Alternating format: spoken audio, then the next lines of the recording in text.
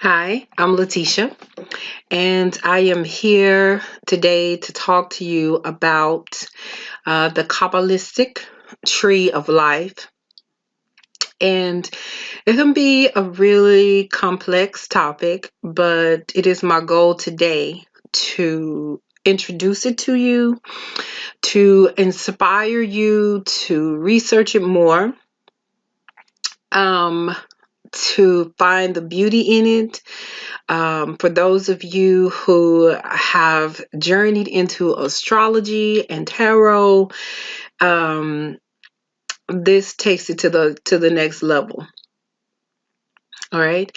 So when you see this image here, and there are three that I'm going to show you, and there are so many that you will see when you research the Kabbalistic tree of life. You see all the different lines here, and it looks very, very interesting and very complex.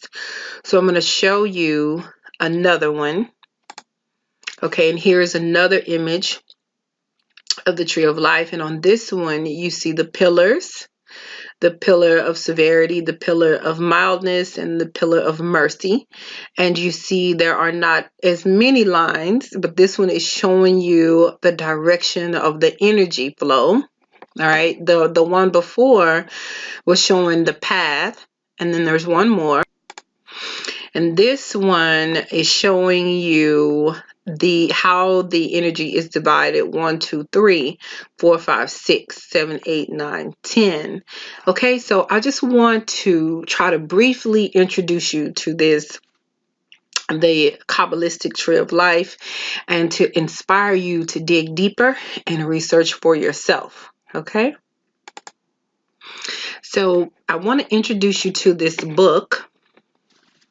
And this book is by Dion Fortune, and she was an occultist, and she wrote this book, and it is the Mystical Qabalah. It's absolutely brilliant. It breaks down for you in the greatest detail and simple language for you to understand about the Kabbalistic tree of life, and the association with the tarot, and much more detail than what I will go into today. So I'm giving you some visuals, and I'm trying to just spark your hunger to research this. And so this is a great book to get you going with this information on another level. And this is also where the images that you see, I took those right from the book. The images that I'm showing you today come from this book. Okay. And all right, let's get started. So when we talk about the word Qabalah, when you start researching this, you're going to see Qabalah with a K. Okay, here's another image that I have. And I didn't want to put this up because it's so complex, with all the colors and everything. It's so much. And I think it's overwhelming, when you first get started with it. So you'll see here Qabalah with a K. I don't know if you can see it. I see a glare and everything is small. But you have the Qabalah with the K, which indicates that this is the study of the esoteric Hebrew Kabbalistic tradition. Qabalah with the Q is the Western Hermetic Kabbalistic, esoteric Kabbalistic studies. And then Qabalah with the C is the esoteric Christian study of the Qabalah. All right.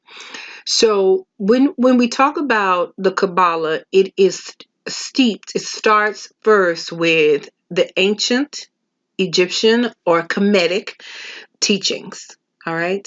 So this is the very foundation of the esoteric studies. And esoteric meaning inward, secret.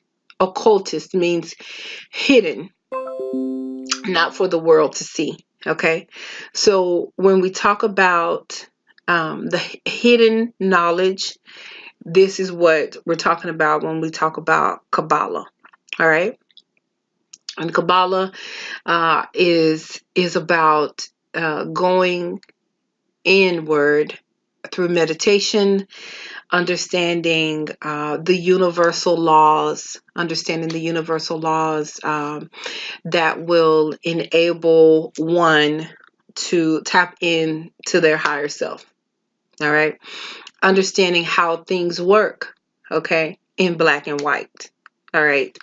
And I think it is very beautiful to grab a hold to the knowledge and research it. And it is a lifelong study. This is not something that you get overnight, because the study of this leads to an evolution of the soul, an evolution of the mind, an evolution of who you are, the way you see yourself in the world, the way you see others, the way you see the universe in which you live.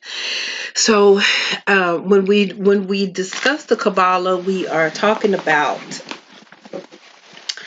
the teachings of Tehuti. That is what this god of communication was called in ancient Egyptian teachings.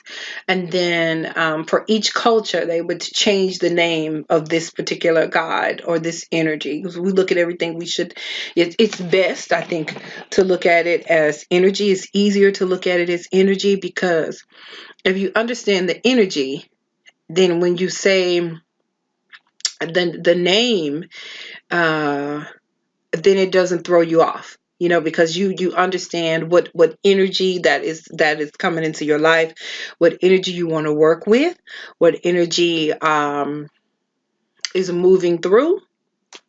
So Tehuti is what this energy was called, that ruled communication in ancient Egypt. And it is said, it's understood that Tehuti brought in the understanding of astrology. Understanding in astrology, we're talking about how the planetary bodies are working with us here on the earth, the planetary bodies that affect earth and our solar system, how it affects our life, how it affects the water and the plants. Okay, so it was Tehuti that brought this information in. He brought in the information of numerology.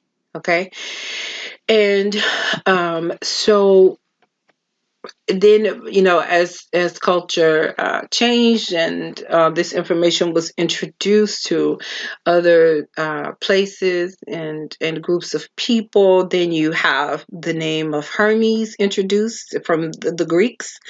And so Hermes is, you see, the winged god. So he's got the wings on the feet, so he's traveling, bringing information. So Hermes translates into Tehuti, the god of communication, who holds this knowledge and wisdom of the laws of the universe. Understanding, you may hear the 7 laws of Hermes. Really just, the way that things work. And if you don't understand these laws and polarities and gender, and if you don't understand them, if you disregard them, then it makes life harder for you to be able to move upward on Jacob's ladder, which is what this is called in the Bible when we talk about the Kabbalistic tree of life. And so, it is here that when we talk about the Hebrew introduction of the Kabbalah and the tree of life, we understand. So what is the link between ancient Egypt and the Hebrews with the Kabbalah? Well, Moses, as we know, went and stayed in Egypt for many, many years. Okay. So Moses is understood highly in the esoteric circles as a great magician and occultist. And so Moses wrote the first 5 books of the Bible, which is the Torah, which you see In tarot, you see in occult knowledge, you see that the Hebrew letters and words, we can see even here in this image, we see the Hebrew language on all of these Sephorath. That's what they're called, the Sephorath. Okay, and we'll talk even more about what they mean. And so when this knowledge was first introduced, many thousands of years BC, it was passed down from through an oral tradition. So there was nothing that was written about it initially. Now the Hebrews did write it down. They wrote it down. Initially, in ancient Kemet, there was no image of this tree of life. There was no image of the tree of life until actually the 1500s, but it was spread. The knowledge was written down. The knowledge and the understanding that is associated with this, but the image of the actual tree was not written down until the 1500s. Okay.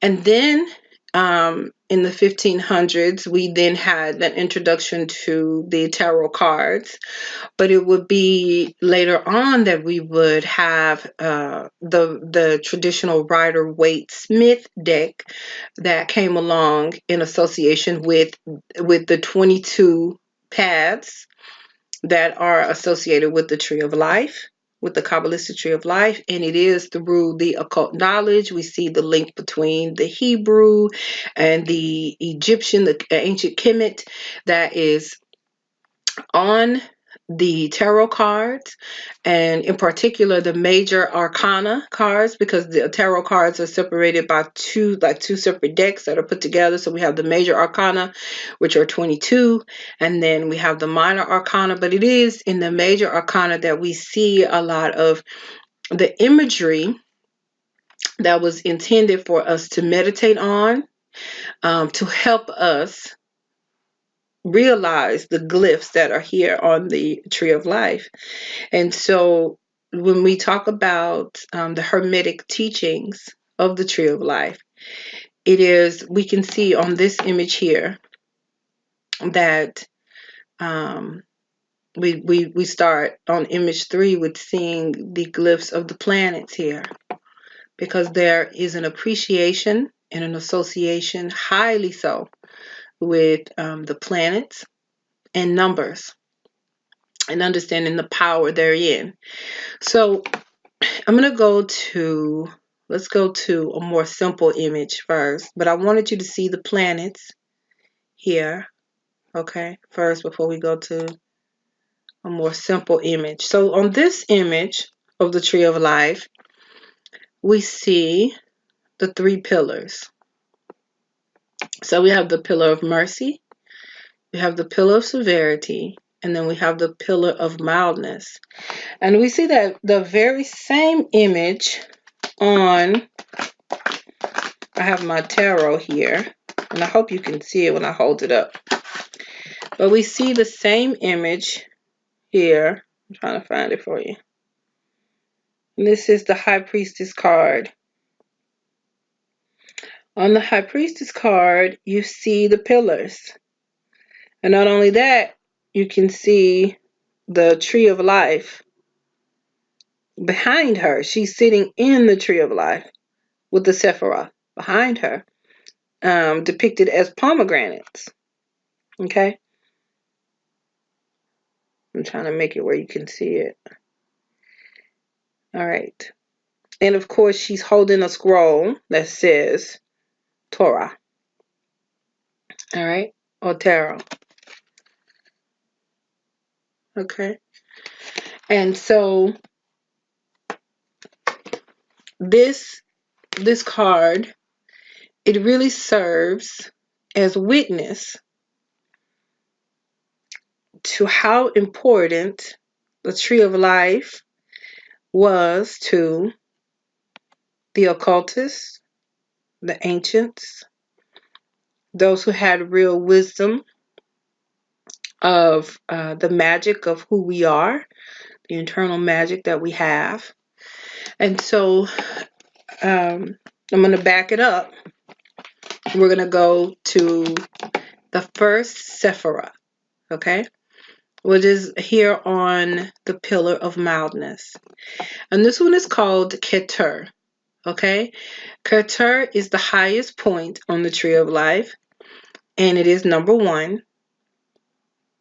And it is associated with the highest point that one can ascend to.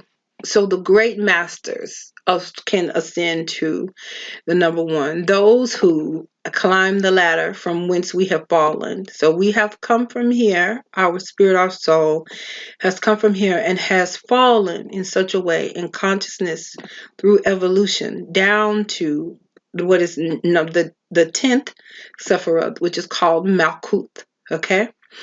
And so if we want to reach our highest potential, this tree of life, this image of the tree of life, these glyphs serve as a roadmap for us to climb up back to our highest place of being, okay? Which is not an easy journey. And we'll take a look at the Wheel of Fortune card, which is associated with the 10th Sephiroth, and we will see some of the requirements to even begin the journey to go back up to this highest place of our being. To this place is pure light, and it is the crown. Okay, Keter means crown, and it is associated with the crown chakra. Okay, and in the tarot, it is associated with the Magician card, and the Magician card is here.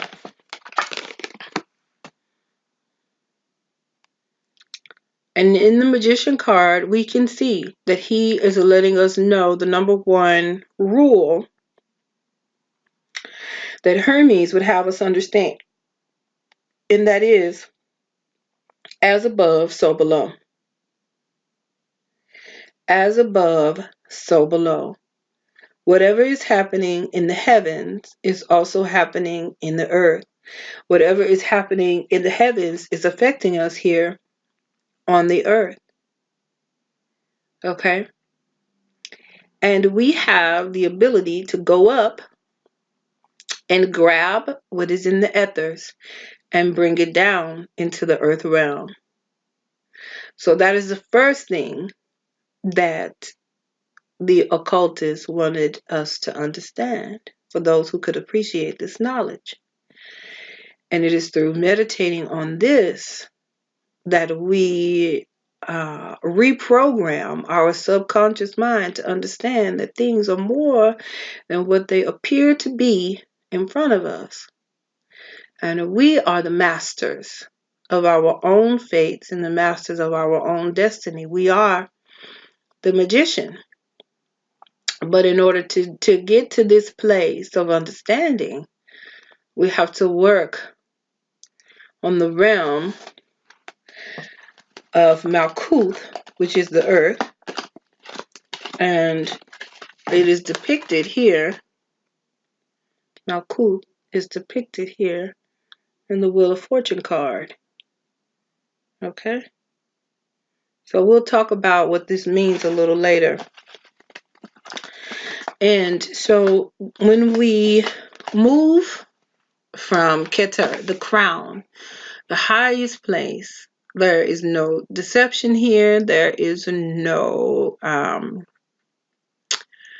darkness here. There is a beautiful light, glorious light and power, and it is really undefinable. Okay? It is undefinable as far as this level of light, this level of pure white light and the cleanness thereof and the way of being that is a part of this operation and this level of enlightenment. Then that energy overflows down into Hokmah, okay? And Hokmah is translated into wisdom. And I just showed you a minute ago that it is associated with the High Priestess card. So it is, the high priestess is the goddess Terra, okay? And she is sitting there with wisdom, and she is divine, the divine feminine. She is the image of the divine feminine. All right. And she sits in the pillar of mercy. She leads off on the pillar of mercy. Okay. And then the energy from mildness and mercy, 1 and 2, flow into the third. Into the third. And this is Binah. All right. And Binah leads off on the pillar of severity. Okay. And I'm going to go back to this image here. And it is here that we can see that Binah is represented with and associated with the energy of Saturn. And the ancients could only see Saturn, so they didn't reach up and get Neptune and Uranus and Pluto. And when you see the Tree of Life, you will often see that depicted. On this one, they have it depicted. The one that I said that has so much going on. You can see that they have Pluto and Uranus in these spots here. But we start with Saturn, and that is it's really significant that we start with Saturn. Because once you begin to study astrology, you know, Saturn gets a bad rap. Saturn is cold, and Saturn is harsh, and Saturn is severe, right? And again, she leads off on the pillar of severity. And the reason I say she is because Saturn rules the sign of Capricorn, for one. And it also rules the sign of Aquarius. So we have the modern ruler for Aquarius, which is Uranus. But as far as the ancients were concerned, Saturn ruled them both. And we can see the energies of Saturn exemplified in different ways. So Saturn is Earth, and Saturn represents air as it relates to Aquarius. So Capricorn is an earth sign, and so Saturn and the energy of Saturn is poured into the sign of Capricorn, and it is exemplified in an earthly, grounded way. What does that mean? So for Saturn and Capricorn is hardworking. Capricorn is about moving up in leadership. Capricorn is about working and staying the course for the long haul to be able to see the manifestation. When we talk about manifestation, we're talking about Saturn. Without Saturn, there is no manifestation. There is no manifestation without Saturn. Saturn rules manifestation. There's nothing that is coming down into the earthly realm without it coming through Saturn first, coming through Binah. And then interestingly, even more interestingly, the card that is associated with Binah is the 3 card of the Major Arcana, which is the Empress card. So we have the Empress card here. And you would say, well, how could this possibly be associated? How could this possibly be associated? Okay, I had to stop the video because the dog was barking like crazy. So I have the High Priestess card here. And so, you know, there's nothing arbitrary about the cards and how Rider-Waite Smith did the imagery.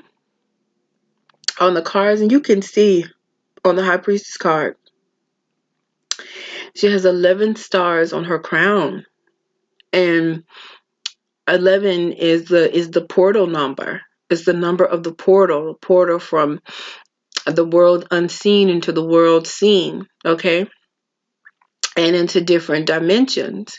And so again, here is this idea of manifestation. And so again, there's nothing coming down into the earth realm unless it has come through Saturn. Saturn is about, once we understand the energies of Saturn depicted in the Empress, you see she's pregnant, she's about to give birth, and this energy of Saturn on the pillar of severity is a divine feminine. It is a different feminine energy than we find in the moon and in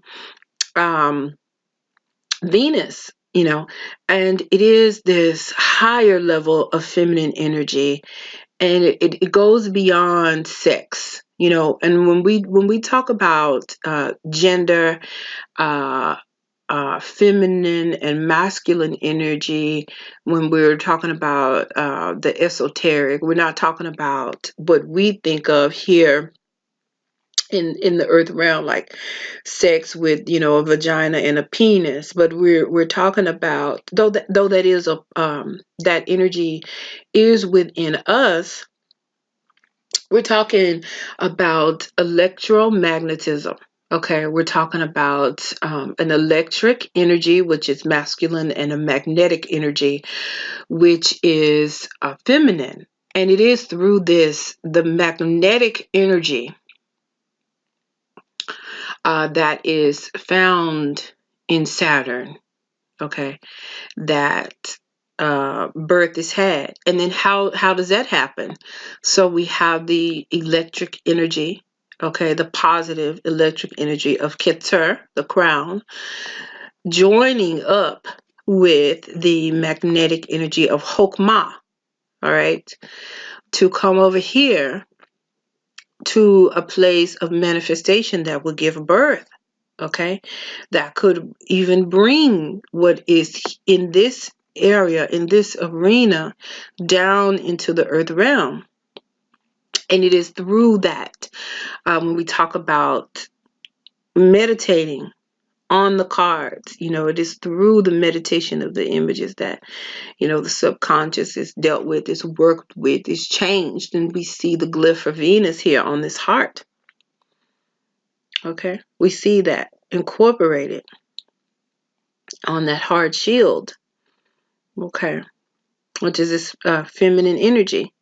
So it is here that Saturn represents a feminine energy. But if we talk about Saturn and the rulership of Aquarius, which is the air energy, okay, which is a part of the element of air, then we see the logical part. We see the logical part of Saturn at play in Aquarius.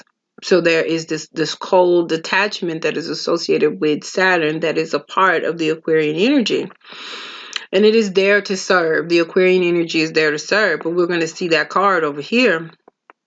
Interestingly enough, we're going to see the Aquarian card. No, actually here, where Jupiter sits in just a minute. But when we talk about the energy of Saturn, there's both. There's the electric and the magnetic, and both. And so, the air energy is masculine. Air and fire. The elements of air and fire are masculine, and the elements of water and earth are feminine. And so as we move through, we will see how these energies interplay. And so we are being asked to understand, to work with these energies, understanding how they operate, how to move with them, how to work with them. And so that's the beauty of understanding the tree of life. That's the beauty of understanding the elements, okay? so that when we look at our own chart, when we look at our own astrological chart, then we can understand the energies that we need to call upon, that we need to meditate on, that we need to look to, so that we can ascend to our higher selves. It is in Binah, Saturn, that we are asked to look at things in the harsh truth, in the harshness of the truth of the situation. Not in the la la land. Not we do need, right? We need all of it. We need mercy, and we need the mildness, and we need the severity to work together. But the beauty of Binah, Saturn, is that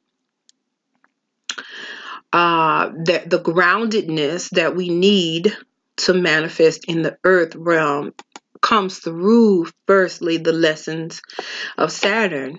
And again, when we go back here, it is the first one. It is the first planet that we look to. So it would behoove us to understand, to study Saturn, to work with the glyphs of Saturn, to meditate on the glyphs of Saturn, so that we can evolve upwardly up the tree. All right. So then when we move from Saturn, Binah, the energy flows downward to the fourth Sephorath, and this is Hesed. All right. And the number 4, of course, is the Emperor card in the tarot. And we see that here.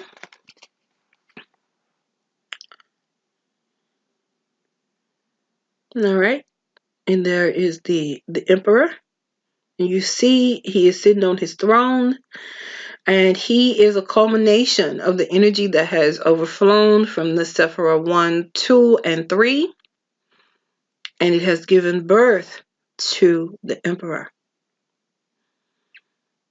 And the planet that is assigned to the fourth Sephorath is Jupiter. And we see that here. And so Jupiter rules and is about justice and honor. All right. And we can see here the 2 and the 4 combined here. The 2 and the 4 combined here on the pillar of mercy. And it is the understanding, when we see this, it is associated with Mars for sure, because we have the rams that are there. Okay. But if we look deeper at the association of this to the planet Jupiter through the tree of life, then we have a ruler who is leading and wants stability. And the number 4, groundedness. Okay, and we can see that in the shape of this throne that he is on. We can see how solid, how sturdy, concrete it is. And we can see the sternness that is here. And I think, people, we get the wrong idea about Jupiter, in the sense that we think of Jupiter kind of like Santa Claus. But we have the 2 and the 4 combined in the glyph of Jupiter. So we have wisdom and groundedness associated with Jupiter. So on this pillar of mercy, Jupiter wants fairness and wants honor and wants dignity, but understands that it takes wisdom. I think of the King Solomon in the Bible, when God asked him what he wanted, and he said, I want wisdom to lead your people. That's what we see in this image here. We see we see a king that says, I want to lead with wisdom and with sternness. So Jupiter in astrology is associated with the great beneficent, so merciful, so a merciful leader. Okay, leading forward, taking initiative and leading, but merciful at the same time. which is what is associated with the number 2 in numerology. The number 2 in numerology is about diplomacy. Okay? It is about diplomacy. It is about leading. It is about being the person who can mediate. And so that's what we have with the 2 and the 4 combined in this glyph of Jupiter. All right? And has said. Then, so that energy flows over to the 5th Sephorath, which is Deborah. All right? And it is here. This one is associated with the Hierophant, which is the number 5 card in the Major Arcana. And this is Mars. We can see here the glyph is Mars. This is Mars. That's the glyph. And it's about forward movement. All right. So why would this be associated with the Hierophant? You know, when we look, and then the Hierophant, of course, initially was the Pope. That was the name of the card, and then it was changed to Hierophant. But when we think about that energy of Mars, Mars is about taking action, self-actualizing, moving forward. That's why the glyph has the arrow pointing. And then the circle is the life force moving forward, moving upward. Okay? And it is a masculine energy. And you can see in this card with the Hierophant or the Pope, when we think about the church, and it was the church was an initiator of war. Changed the world through wars. Mars is the god of war. And it was the church who initiated so much upheaval. The Catholic Church initiated so much upheaval, destroyed people who did not adhere to what it was that they taught and they believed. And this card is oftentimes associated with, most of the time it's associated with tradition and groundedness, but it is very masculine. And it can be about a stubbornness that refuses to change. And it is here on the pillar of severity. And that's what Mars is about. It's about war. It's about severity. It is about, and you see the 2 priests here bowing down. It's about allegiance. Okay. And he wears the crown. So he is a crowned, enlightened individual here. Okay. Well, there is a severity. There is a sternness. It is this way. This is the way. All right. That is the energy that is associated with it. This is the way. And then it's also associated with Taurus. This card is associated with Taurus, which there is this stubbornness within Taurus. You know, this is the way, you know, it will not be moved. And we'll talk more about that later. So that's what we see here with the 5. And the number 5 in numerology is about individuality. It is about freedom.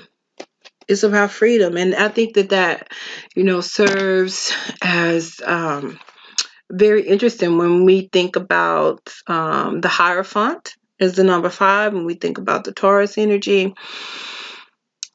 And we think about stubbornness, but when we think about the Hierophant, if we think about this idea of tradition, and we think about the 5, and the 5 is always about wanting movement and learning information and meeting new people and being an individual.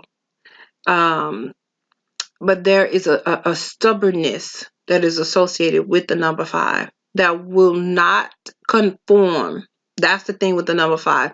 It will not conform to what other people want it to.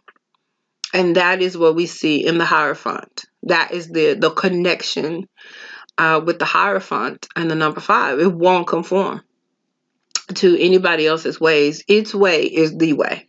Okay? All right, and then so we move from the number 5 downward to the number 6, and the number 6 is associated with the Sun card.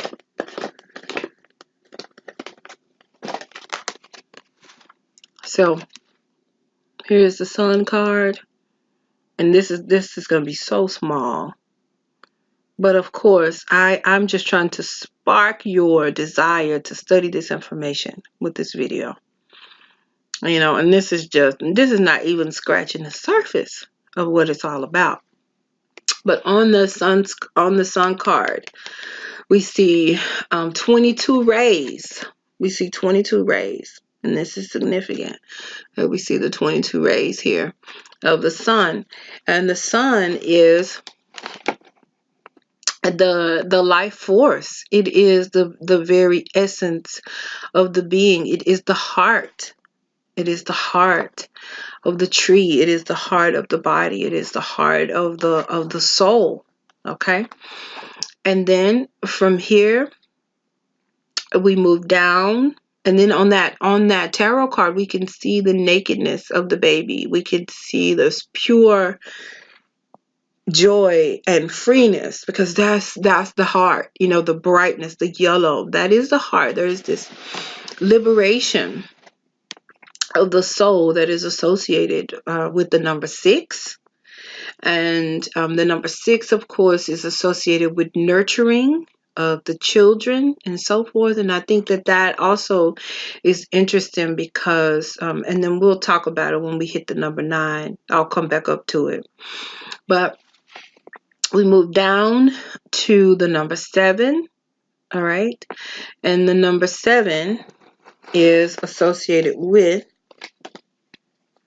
the Sun card. I'm sorry, with the Star card.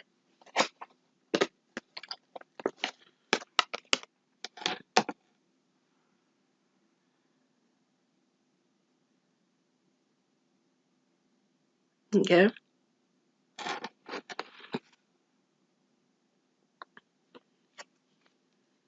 And it's associated with the Star card. Why? This is Venus. This is the planet Venus. And Venus is victory. Venus is victory. 6 is beauty. Venus is here.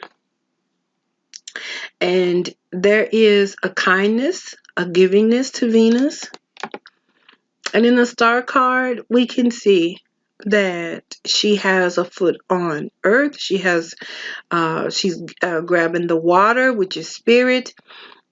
She is up in the ethers, in the astral world. She has the star. The sun is bright. They're above her, and then there are the other stars surrounding. And of course, the number that we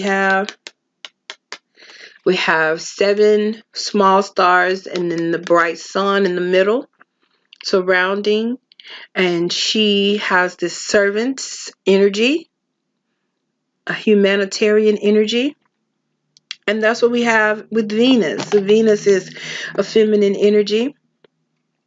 And then this card is associated with Aquarius. So there again, we have this mixed match of energy here. I'm going to go back. Here is the sun, which is this is the glyph for the sun, and this is Sephorath. And this is the 6th Sephorath. And so here is the dot, and then we come down to Venus. This is the glyph for Venus, and she's the number 7.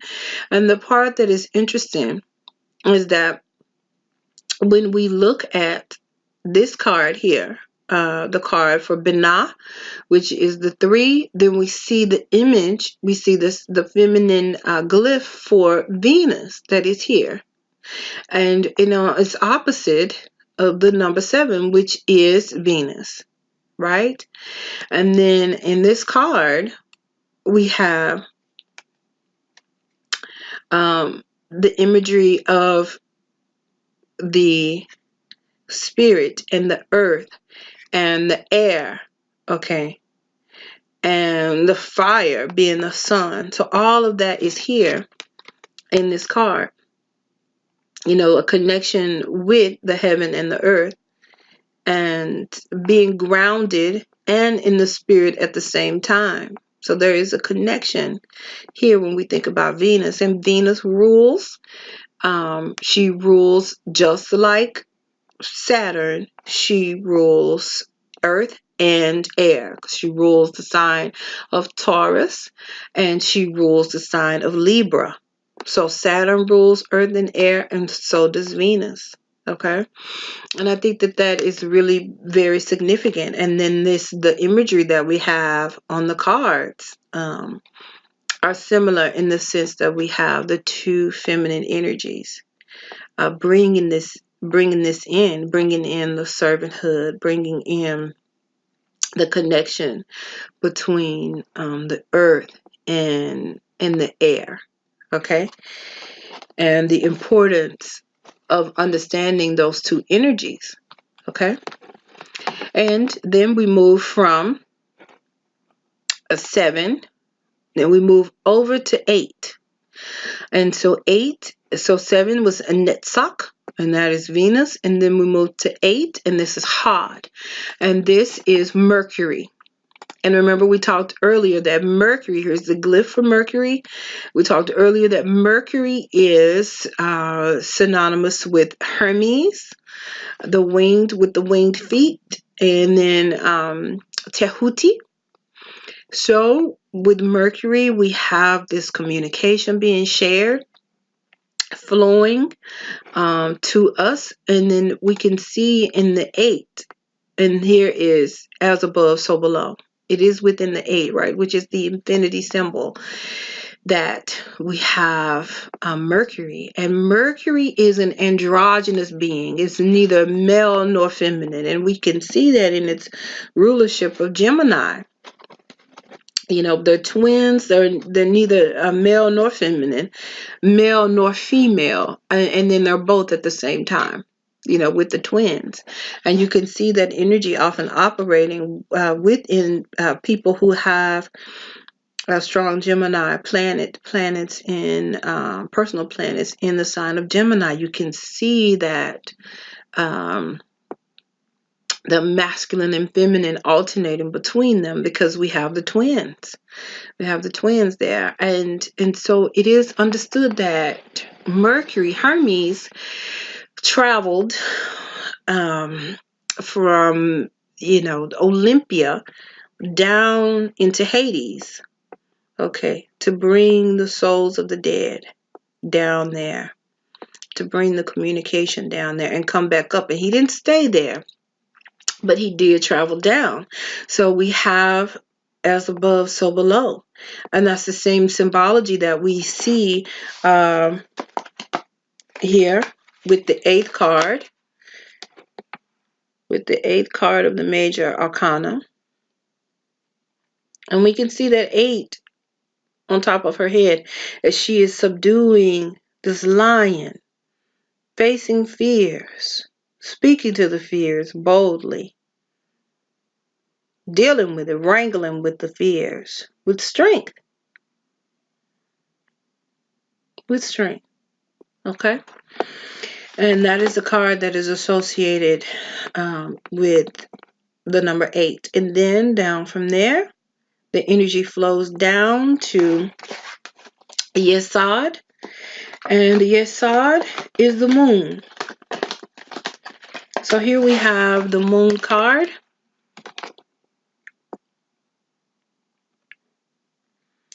And we can see on the moon card, she has 32 yods here.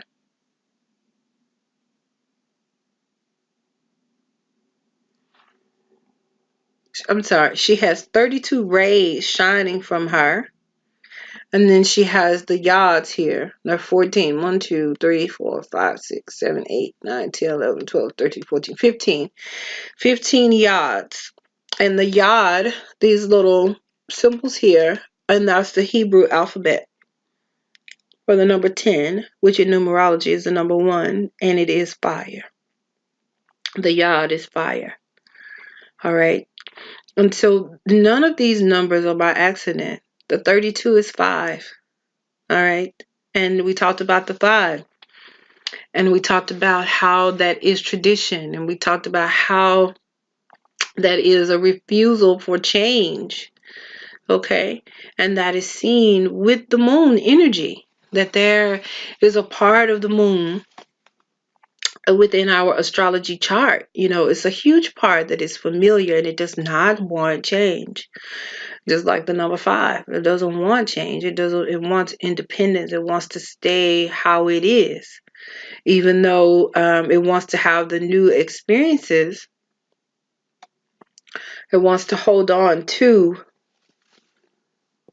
in a stubborn way, what it believes. The number 5, what it believes, what it thinks is right. There is a stubbornness in the movement, and so we have here, and then we also have within the fire the number 15. And the 15 is associated with man because it is the number 6. All right, so there is so much, and I said that to say there's so much symbology in every card, and when we do use these for divination, the moon card represents the thing that is hidden, the thing that is secret and hidden, but it is the moon that is reflecting the light of the sun. And even when we see here, when we look here, it is above. And then there's a 6, and then there's the 9. And if these symbols, because everything in the esoteric, everything in the occult is based on symbols, and it is about learning the symbology that is given, that transforms the subconscious mind into a place where it can go higher, where it can think higher, where it can move higher into its higher self, where it can break up the old patterns that are associated with the way we've been patterned with the moon. That's one of the first steps that have to be taken, was that the pattern of the moon has to be broken up. The subconscious mind, what has been taught as truth and what has held as sacred from childhood patterns. Okay, childhood patterns and ways of thinking and religious thinking and being and so forth. Okay. And look at that. We see, I think that's so interesting that the lobster, right, which is a bottom feeder, is coming up out of the water. And he lives in the depths, right? The lobster lives in the depths and is a bottom feeder. So as he is coming up, this serves as a symbol that as we work with the moon card, as we work with this symbology, as we work with ourselves and go in and excavate, it is our responsibility to go in to the deepest depths, facing the truth for what has been hidden. Okay, deep within. All right. And then the animalistic nature that we have dealt with, looked at, wrangled with. All right, within our humanity. Okay. So that's something to consider with that card. And then you can see there is a path. You see the path that lobster is making. He's coming up out of the water and must follow the path to the subconscious to get down in there and dig up what is no longer serving. Okay, and then finally down to Malkuth. And Malkuth is the earth. Okay? Malkuth is the earth on which we live. All right, the plane in which we live. And for this card, the number 10, none other than the Wheel of Fortune. The Wheel of Fortune. And I'm going to talk about this card more in depth. I have an image that I'm going to bring up and just go through the imagery because I love this card. I love the imagery. I love the instruction that are part of this card when we look at the imagery. of it for our meditation and for our transformation.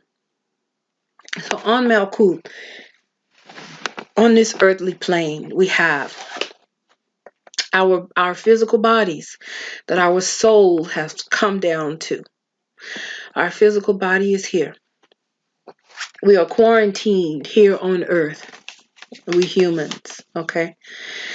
And on the earth, we have angelic beings that are here with us. We have the spirits of the dead who have not either reincarnated or who have left, who have not transcended upwardly.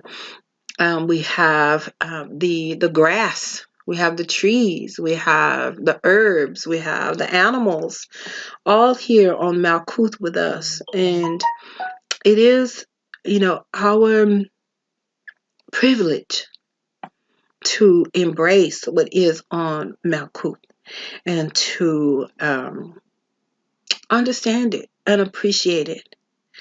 Understand our DNA, our ancestry, our bones. And then as we understand and appreciate it, and we move up and down, it's not linear that we grab this information that is on each Sephorath, okay? But we work with it and we grab pieces and we come up and we want to stay up and we want to continue to climb and we don't want to get stuck in one place, but we want to work with the energy. And one of the best ways to do that is through meditating on the symbols, meditating on the glyphs for each planet, and especially using this to work with the birth chart. These additional lines here that you see, these are the paths. These are the paths upward that we can take to get to Keter. Okay, and it's a journey. It may take one lifetime, 2, 3, 4, 10. To for the soul to get to Keter. But it is our privilege and our great work to do so. So I'm gonna look at the number 10 tarot card next, and then that'll be it. Okay, so we have here the Wheel of Fortune card. Okay, so this Wheel of Fortune card is so packed with information, beautiful information for us on our journey back up on Jacob's ladder. Okay, and the first thing so we see in here is astrology, which was so important to the ancients and those who came under the teaching of Tehuti and Hermes, because it is understanding the elements and the planets that is the key. That is the key to climbing the ladder, to understanding who we are and where we are, okay, on our journey in this life, all right, and past lives as well, and things that we've experienced and why our soul came and why did this soul come, and being reminded of it, and it is here that we get some instruction. So the first thing that we see here in the corners, we see the signs of Taurus, the bull, Earth. We see the lion, Leo, fire. We see Scorpio, the eagle. And we see Aquarius. Scorpio is water. And then we see Aquarius, which is earth. Now, all of these signs are fixed. That's why they're in the corner. And not only that, they square each other. And they hold the seasons. So they hold the corners. When we think about a square, we think about the sides of a cube, of a box. They can be built upon, okay? They can be built upon because they are fixed, stubborn, difficult to move, difficult to change. All right. The other signs, not so much. So that's why these are in the corner. But not only that, we see that they have their books. They are studying and learning. This is our instruction. To learn the elements, to learn astrology, all right? To understand, to get understanding. In all thy getting, get understanding, the Bible teaches. But the Bible is filled with codes from the esoterics, because they are the ones who put it together. And study to show thyself approved. All right? And this is the information that is to be studied and to be grappled with and to be understood. So what are you saying grappled with? We see here, sitting on the top of this wheel, the Sphinx. So the Sphinx has now the head of the Pharaoh. We see the breast here, which represents the Virgo sign. The sword. The sword represents knowledge and protection of knowledge, protection of wisdom. And the Sphinx then has the body of a lion. So the Sphinx represents an enigma, a riddle that has to be understood, that has to be grappled with, that has to be worked with. So it is here that we understand that this information that comes is not to be taken lightly. It's not just given to anyone who would cast their pearls upon the swine. It's not. It's precious information that is life-changing and worth seeking out. So in order to do the great work, there is study that is called for. There is reading books and studying information, ancient information, learning symbolism. If you really want to transform, and one would say, how is the eagle associated with water? How is it, associated with Scorpio? Well, Scorpio starts out as the scorpion, and then it transforms into the phoenix, which burns itself alive into ashes, and then is reborn and transformed again into the eagle, which is a regal, which flies high, which has understanding. But on this card, we can see that they are quite young. It is later on when we see the world card that they are full grown with knowledge and understanding. So for us on Malkuth, on the earth, we have the privilege to start learning and understanding so we can transform ourselves, our lives, and the lives of others. Okay? And then, so when we look, the Sphinx is sitting on top of the wheel, guarding this knowledge. And then when we look over here, then we have the daughter of Anubis. Kebhot is her name. And Anubis said of her that she will spring water to him, fresh and new. And then Anubis, the Kemetic or Egyptian god, guards the graves. So it is here that we have the enigma of life and death on the wheel of fortune, which always spins. So there is life and death constantly rotating. Okay, and then we have T-O-R-A for the Torah, which are the 5 books of Moses that he wrote.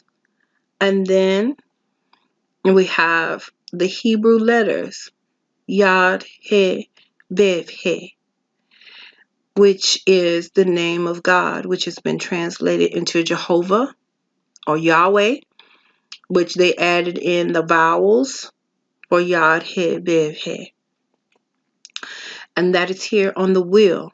We're letting us know it will always be in rotation. The 5 books of the law, always in rotation. And then we have the cardinal, the symbol for the cardinal signs here.